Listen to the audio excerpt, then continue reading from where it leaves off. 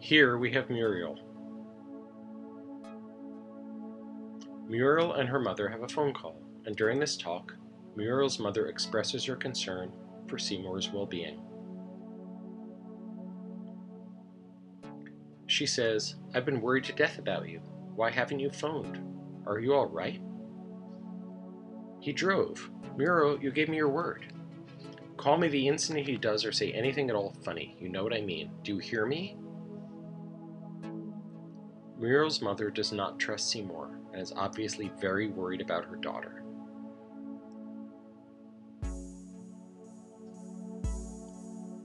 She knows that Seymour is in a poor mental state after going through the war.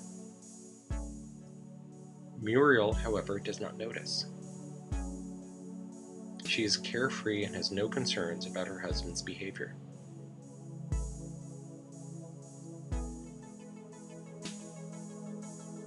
Salinger, like Seymour, fought in a war.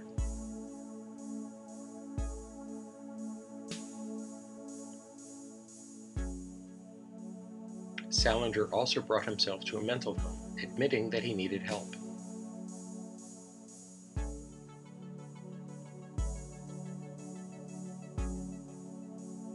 In Salinger's day, there was a negative feeling connected to mental homes. These people were seen as weak and were often avoided and forgotten. Muriel's mother represents this idea. She does not trust Seymour with her daughter and is constantly worrying about what he might do. She disapproves of a person who is struggling psychologically.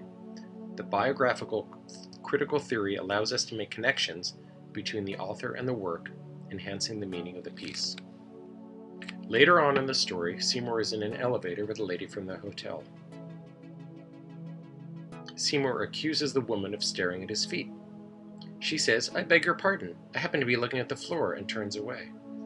Seymour confronts her and says, "If you want to look at my feet, say so, but don't be a goddamn sneak about it."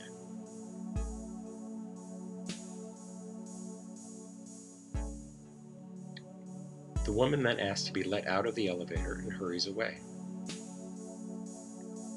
Seymour would rather interact with children because he's looking for the innocence that he lost during the war.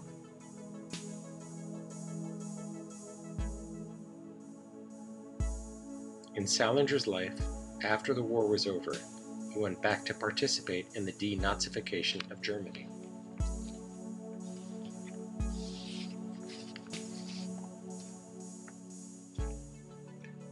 Throughout this entire process, Salinger became numb to emotion and human interaction.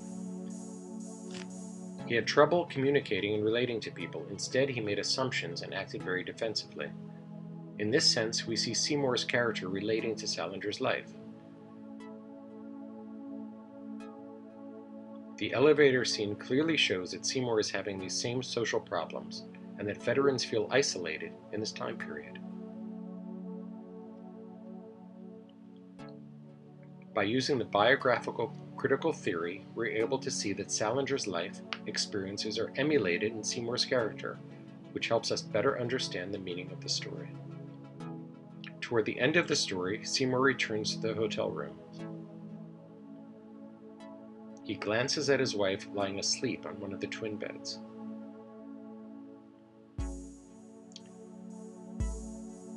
He cocked the piece. Then he went over and sat down on the unoccupied twin bed, looked at the girl, aimed the pistol, and fired a bullet through his right temple. Like Seymour, Salinger felt isolated and alone in life after the war.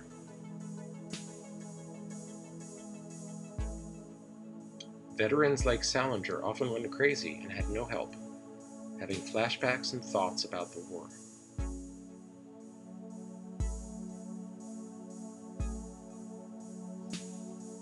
Salinger once wanted to shoot himself in the hand to know what it felt like to be shot because he never experienced it in the war.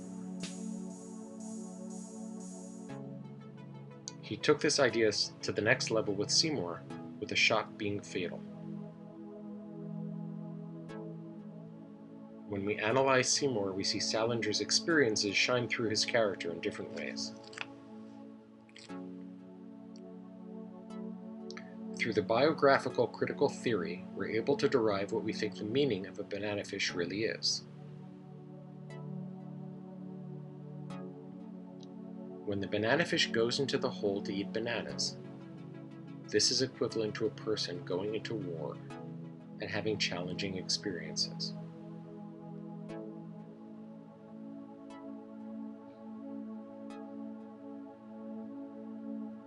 After eating the bananas, the fish cannot come back out of the hole. Just like it is difficult for someone to reintegrate themselves into society after coming back from war.